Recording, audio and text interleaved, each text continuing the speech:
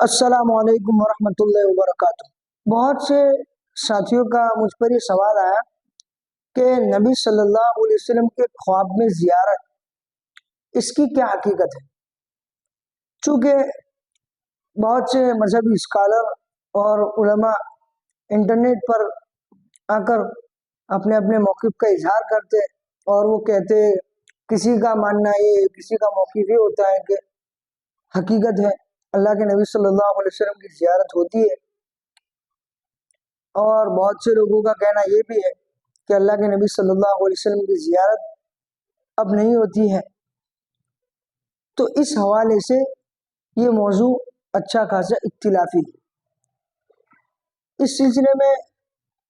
कुछ मजहबी उलमा का तो यहाँ तक दावा होता है अपनी तहरीक को कामयाब बनाने के लिए वो नबी सल्लल्लाहु अलैहि वसल्लम का ख्वाब पेश करते हैं कि नबी सल्लल्लाहु अलैहि वसल्लम उनके फला मुरीद के ख्वाब में आए और कहा कि जो तहरीक के बानी है उनको कहिए कि आप दीन का बहुत अच्छा काम कर रहे हैं, आप काम करते रहिए। मैं नाम ले लेता हूँ यहाँ पर पाकिस्तान के जो मदनी चैनल वाले इलियास कादरी है जो बापा जानी के नाम से मशहूर है, उनका एक वीडियो मैंने देखा कि उनका एक मुरीद खड़ा होकर कहता है हुजूर मुझे ख्वाब में अल्लाह के नबी मोहम्मद सल्लल्लाहु अलैहि वसल्लम आए थे और कहा कि अपने शेख को कहना कि आप बहुत अच्छा काम कर रहे हैं और नबी की सुन्नतों को जिंदा कर रहे हैं। ताने अजीब तमाशा है, लोग इस दुनिया में अपने कामों को अच्छा दिखलाने के लिए झूठे ख्वाबों का हवाला लेते। क्या बात हो गई उम्मत को, अपने बातिल चीजों को और अपनी बिदात को साबित करने के लिए झूठे ख्वाबों का सहारा। असल में आप लोगों को बात समझ में नहीं आई कि क्या बात है। मैं आपको एक अच्छे अंदाज से समझाता हूँ। पहले जमाने में जब शुरू का जमाना था, सलफ़े सालीन का दौर था, मान लो तबे ताबीन का और ताबीन का जो दौर था या उसके और 50-100 साल बाद के जो दौर था, इसमें अगर किसी शख्स को अल्लाह के नबी सल्लल्लाहु अलैहि वसल्लम की तरफ अपनी कोई बात मंसूब करनी होती अपने कारोबार को चलाने के लिए, तो वो ये करता कि उस जमाने में तो ख्वाब का कोई सिस्टम ज्यादा था नहीं, रिवायत का दौर था, वो रिवायत बयान करने का। तो अपनी कोई बात बयान करनी होती तो बीच में अपने से पहले वाले बंदे का नाम ले लेता जो मशहूर होता, और फिर इससे पहले एक बंदे को घुसा देता और फिर किसी सहाबी को बीच में लाता और सीधा अल्लाह के नबी की तरफ निस्बत कर देता। ये आसान था। लेकिन इस जमाने में रिवायत बनाना मुश्किल है, इसलिए कि हम अल्लाह के नबी के ज़माने से काफ़ी दूर हो चुके हैं, तकरीबन 1450 साल हो चुके। तो अब रिवायत बयान करना हो कोई अपने कारोबार को चलाने के लिए, अपनी बात बनाने के लिए, तो सीधी बात है 25-26 बंदों का नाम लिखना होगा बीच में, फिर कौन कौन लाएगा। तो ये आम बात है, अकल में समझ में आने वाली बात है कि वो बंदा पकड़ा जाए कि बिल्कुल झूठी बात है। इसलिए इस जमाने में ये चाल चली है लोगों ने कि अपने कारोबार को चलाने के लिए सीधा मुझे नबी की जियारत हुई, मुझे ये कहा कि तुम ये करना, तुम ये करना। देखो मैं साफ बात बताता हूँ, अगर आज मेरे ख्वाब में नबी आकर के मुझे ये कहे कि तेरे लिए सूद खाना जायज है, हलाल है, तब भी मैं नबी की बात को नहीं मानूंगा, क्योंकि नबी हमारे लिए जो कुरान छोड़ के गए वो कुरान सूद की हुर्मत को बयान करता है, सूद खाना हमारे लिए हराम बतलाता है। तो मैं नबी की बात को कैसे मान सकता हूँ? कल क़यामत के दिन में जवाब दे दूंगा, या अल्लाह मेरे पास तो कुरान था, अब ख्वाब में कौन आया, नबी तो ऐसी बात कर नहीं सकता। लेकिन ये तो मैंने एक मिसाल दी है, लेकिन फिर अपने कामों को अच्छा बतलाने के लिए नबी को हवाला देना ये ऐसा ही है जैसा कि नबी सल्लल्लाहु अलैहि वसल्लम ने एक रिवायत में बयान किया, जो मेरी तरफ जानबूझकर झूठ मंसूब करेगा वो अपना ठिकाना जहन्नम में बना ले। ये ख्वाब बयान करना झूठा ख्वाब ऐसा ही है। अब इस पर आते हैं कि इसकी कितनी हकीकत है कि वाकई हुजूर सल्लल्लाहु अलैहि वसल्लम की जियारत होती है कि नहीं। تو انٹرنیٹ پر موجود جو دارالعلوم دیوبند اور دارالعلوم بنوری ٹاؤن جو ویب سائٹ ہے، ان کے فتوے کے مطابق تو حضور صلی اللہ علیہ وسلم کی زیارت ہوتی ہے، لیکن ان فتووں میں یہ بات لکھی ہوئی ہے کہ اگر وہ اس حلیے کے مطابق آپ صلی اللہ علیہ وسلم کی زیارت ہوتی ہے جو حدیث میں شمائل کی کتابوں میں مروی ہے، تو واقعی میں وہ حضور صلی اللہ علیہ وسلم کی ذات والا صفات ہے۔ اور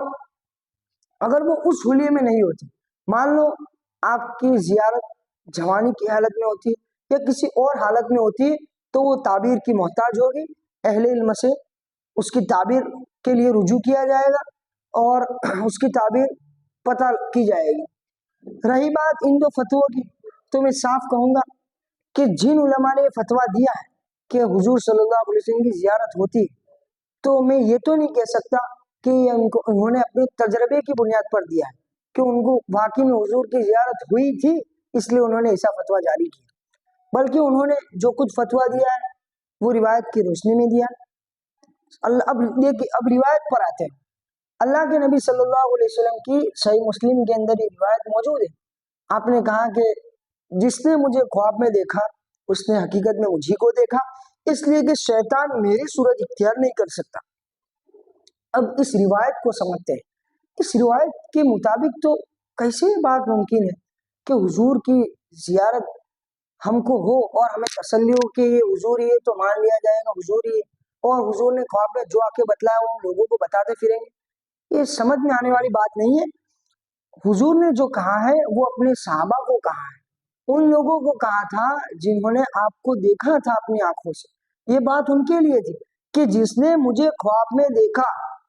اس نے حقیقت میں مجھے ہی دیکھا، کیونکہ شیطان میری صورت اختیار نہیں کر سکتا۔ تو سیدھی بات ہے، پتہ کب چلے گا کہ یہ حضور ہے؟ جس نے آنکھ سے حضور کو دیکھا ہوگا اسی کو تو پتہ چلے گا کہ یہ حضور تھے، تو پھر اس کو شک باقی نہیں رہے گا کہ یہ حضور تھے کہ شیطان تھا۔ ان کے شک کے ازالے کے لیے حضور نے یہ بات ارشاد فرمائی کہ جس نے مجھے خواب میں دیکھا اس نے مجھے کو دیکھا، شیطان میری صورت اختیار نہیں کر سکتا۔ یہ اس کے لیے تھا کیونکہ اس نے پہلے سے دیکھا تھا، تو اللہ کے نبی نے پہلے سے ایک شبے کا ازالہ کر دیا